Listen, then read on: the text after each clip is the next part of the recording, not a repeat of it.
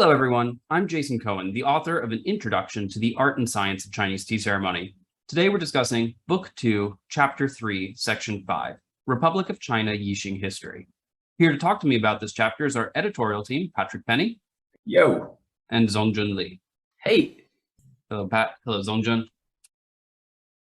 So, Jason, this chapter was a little late. Hopefully no one was waiting too long for it. You had talked to us, Zongzun and I, a little bit about how difficult this chapter was to write. Would you be comfortable with explaining to the audience why this was a tough one for you? I would be, and I also wrote it publicly on the changelog. This chapter I found just brutally difficult to write. It was not even a particularly long chapter. It just felt so incredibly arduous. And I think the reason was because all of the research that I had to do was depressing. It was just very, very, very much a different type of research than what I normally have to do, right? Obviously, my interests are in writing about Yixing and beautiful Yixing teapots and using Yixings for tea and enjoying Yixings and tea. And the majority of the work is incredibly constructive. You say, here are the new innovations and here are the new developments and here are experiments that we've run, the results of those experiments. And then we get to the ROC, and this is true a little bit as well in the following chapter, which is difficult for some overlapping and some different reasons in the communist era. But you get to the ROC, and it's war, rebellion, politics, invasions, destruction, and you have to sift through all of this in order to get enough context. And you say, okay, well, this period is relatively long period, right? It's not incredibly long, but you have a couple decades here, and you have like 15-ish years, 20 years maybe of active production. What happened, and where did the artists go, and how did anyone find anyone who actually knew how to process the clay and make the teapots when production restarted.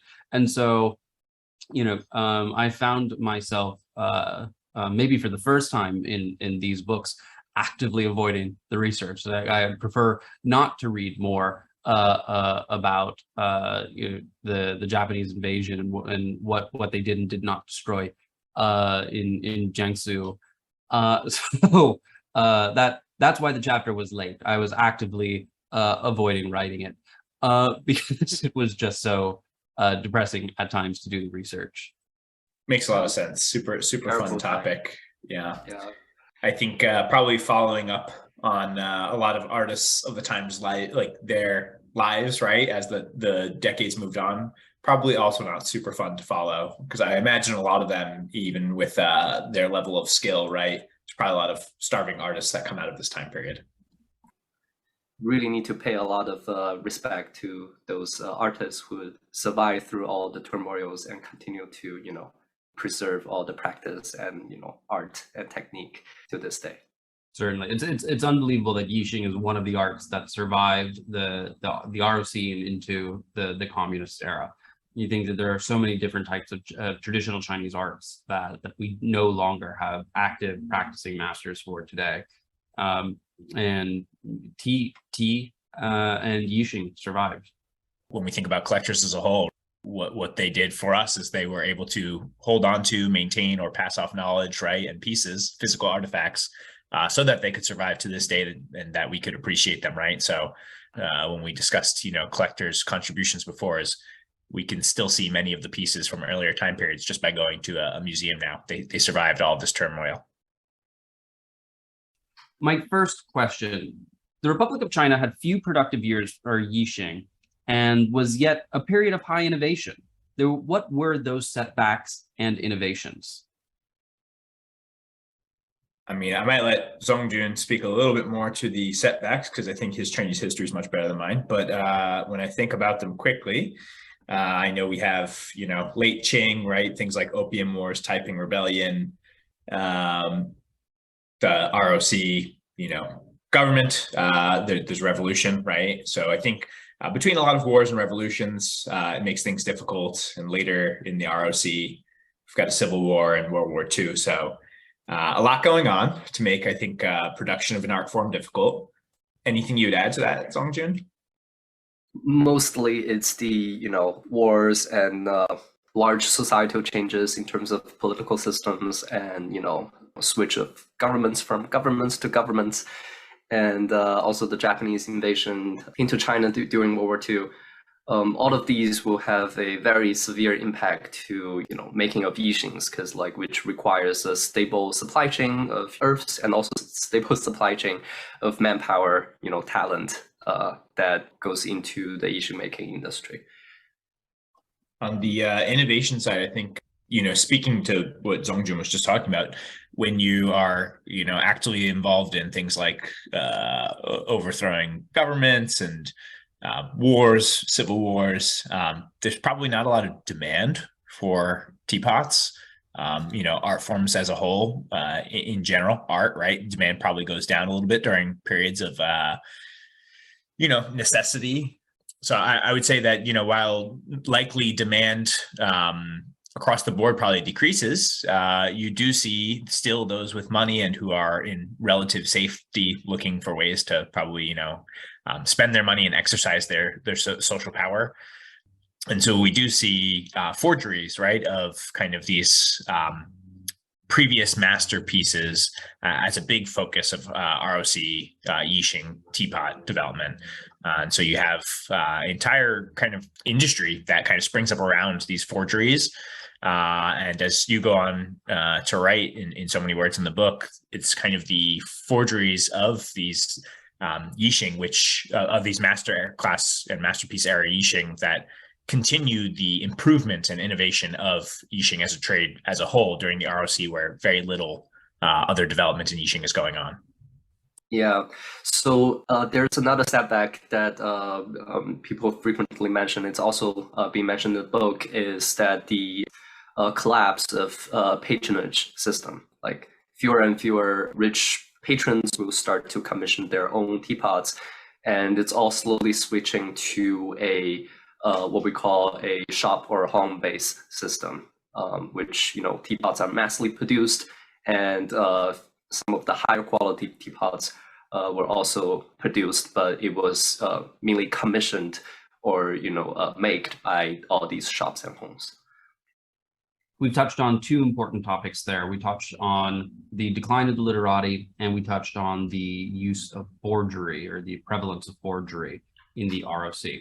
Let's focus first on some of the aesthetic innovations that are separate from the forgeries, the things that were contemporary to the time. We saw for a few widely accepted innovations in aesthetic design were things like the trunk-shaped teapots, overhead handles, and wuhui, black-fired Yixing wares. Why these specific innovations, and which ones, if any of them, survive as a contemporary preference within the praxis? Yeah, the why these innovations part, that's a really hard one. I don't know that I can answer that, right? But I just taking a guess, it's possible some of these innovations came up as a way to try and replicate some of what they were seeing in masterpiece era pieces. I don't know that for a fact, but it's possible that, I can imagine wuhui coming around as a means to try and achieve a darker color clay that maybe they saw in a Mengchun piece, and we're trying to figure out, how do we recreate that color, right? That's where I would think some of the innovation is still coming from for some of the innovations you just named. Things like wuhui we still see to this day. I think you also mentioned flat filters in the spouts. Single hole filter all day for me, but certainly flat filters definitely survive to this day and are very popular. I don't know if there's any other ones that you called out specifically in the book. I think maybe Tiaosha, but I'm not sure. I would say that that's still popular to this day. Yeah, to some extent. I personally really like Tiaosha wares. Also, I think another driving cause that triggers all these innovation is the progression of technology, right? Like people in those eras starts to have, the knowledge and better control of kiln temperatures, and also wuhui was actually a relatively later innovation, and that was being polished and being passed on from generation to generation to the point that people starts to mass producing them. Onto the literati. We mentioned their decline. How did their decline affect the economics of Yixing production, and what new system of commerce did it lead to?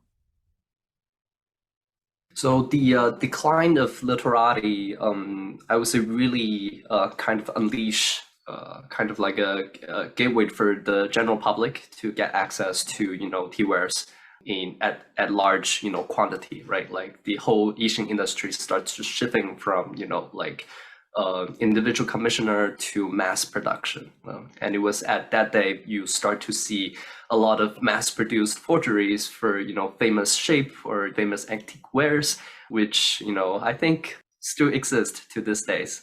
Which if you walk into a random shop of like a tea shop in mainland China, you probably will occasionally pick up a teapot that's coined by Shi Dabing, and the tea shop owner will look at you with whole sincerity and honesty and tell you like, that's you a found the Shi germ. Dabing piece. This is the best ware in our shop. I think it's important we denote now, because I think we're going to be talking about it a lot, right? But the level of quality, right, between forgeries can be so drastically different. And so when we were talking about innovation before being driven by these forgers who are copying masterpiece era pieces, those were forgeries that were at the forefront of innovation and were taking every step necessary to make the correct materials, to craft the teapot correctly, fire it correctly, to try and replicate these older wares, versus things like what Zongzun was just saying, the mass-produced forgeries, which were just that. If we think about kind of the made in China seal that we see on a lot of things today, and the quality level that was generally associated with that. It's the same thing when we think about these mass-produced teapots that would have been for commoners. It's not your very carefully selected clay, very carefully fired, just throwing a chop basically on whatever they could get out of the door. So really drastic levels of quality differences. Yeah, so we've been using the term forgery here, but it actually comes with two like different variation. You have vaping, which is what I've been talking about, like bad quality forgery of famous wares or famous wares made by famous makers. But you also have fanggu, which is a like a specifically tribute to a certain type of ware in the past. And makers will specifically denote that, okay, I'm trying to imitate or mimic this masterworks. And oftentimes you actually end up having very high quality and sometimes exceeding the quality that the wares was making to tribute for, which people are actually, it actually becomes kind of like a specific style or a specific category that, nowadays collectors are seeking for. With the end of the literati class, who inside or outside of China was drinking tea and buying Yixing teapots? We know tea was being exported pretty heavily. The Americas were drinking a ton of tea at this time. Green teas and black teas were very popular. Actually, green tea being a little bit more popular in America during this time period. But teas were being exported to Europe, and teas and a lot of Yixings and Yixing wares were being exported to Japan as well. Yep, and you forgot to mention Southeast Asia, which is a very— How could I forget? For a lot of exportation, not only tea, but also tea wares end up being in Southeast Asian countries. Domestically, during the ROC, periods of the ROC were called the Warlord Era, right? Where the warlords buying the tea and the Yixing ware. Was there domestic consumption that remained and ongoing? Was there still a merchant class? Who was gaining power, and who had the economic power for this type of consumption within China? I don't know well enough, but based on reading the chapter, I would assume that it's probably the merchant class, right? That is, even part of the industry that has grown up around these forgeries we were discussing. So we're seeing kind of the commodification of a lot of industries that were previously artistic or literati driven industries.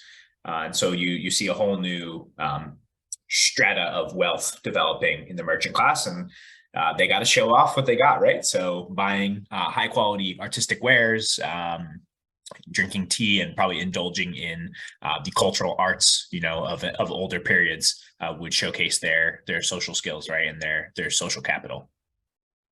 Absolutely. So, people in power or the warlords were no longer the epitome of the front line of artistic or scholarship development.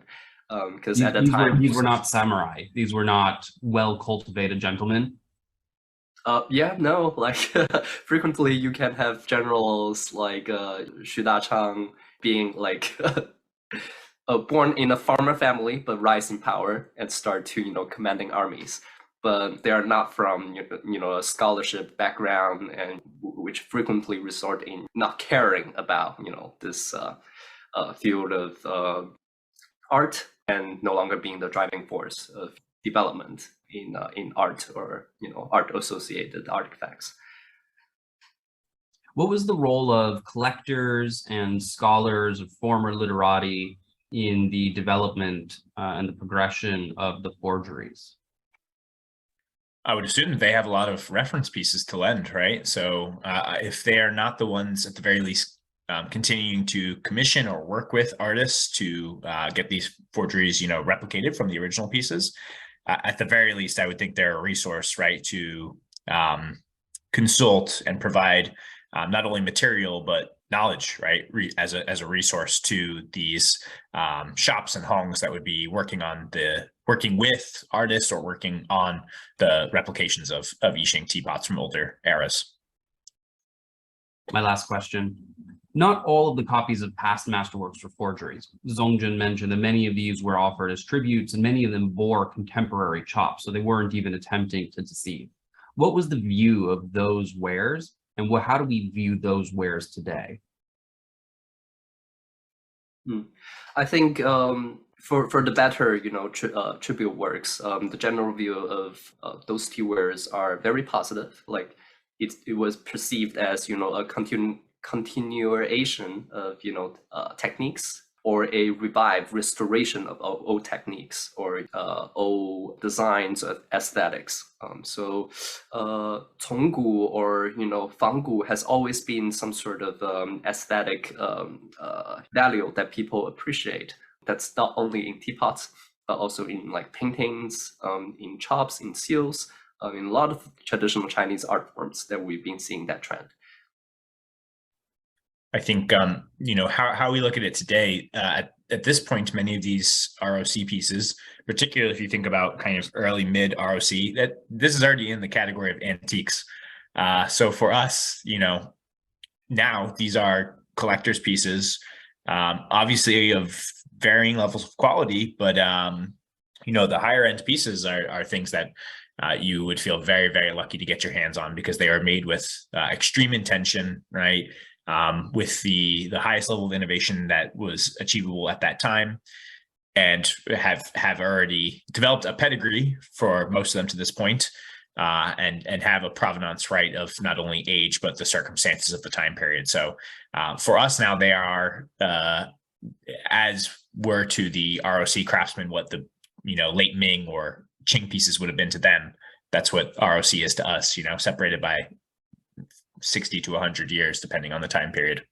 Yeah, and also like in terms of the quality itself, a lot of the later works are, objectively maybe better than the original ones, because, like later invention of, metal stylus, guided block, iron scripts, you will end up having a better shape or, better polished surface than the original work.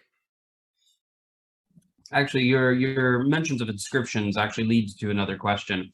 During the Qing, particularly into the late Qing, we began to see quite a bit more inscriptions, and that lasted into the early ROC, but then quickly declined, quickly fell off. There were a few hongs that were famous for inscriptions, but generally many of the teapots that we see from the ROC are just blank. Is this a reflection of the decline of the literati and the break in the linkage between the literary arts and Yixing that had incubated each other? Or is this representative of just changes in stylistic preferences? think it's probably a confluence of both. I do think by large and part, the literati previous to the ROC would have been commissioning teapots. They have motifs based on, their educational background that they're interested in expressing on these wares. And so while they're no longer commissioning pots in the ROC, it makes sense that inscriptions would fall off. I think as you move to mass production, though, when you're looking at producing thousands, tens of thousands, hundreds of thousands of teapots, I can only imagine during this time period how much longer it would have taken to replicate all those, right, if you had to inscribe all of them. So I think there's probably a functional piece to it as well, as we shifted from a commission base, right, to a mass production based economy. Yeah, definitely true. So I think some of the particular homes that are famous for inscriptions, for example, like Teapots, they use iron stylus to carve inscriptions into the teapot with beautiful styles and beautiful writings, which it's going to be really hard to mass producing them. Later days, when slowly moving to the communist era, you still will see inscriptions, not really inscriptions, but like glazed words on the surface of the teapot. That really triggered a decline of the quality of stylistic appreciation of words on the surface of a teapot. I will point out that I quite agree with you, Pat, and your follow-up, Zongzun, but the production volume in the ROC was certainly not tens of thousands of teapots. I believe most production runs were in the low hundreds. All right, good context.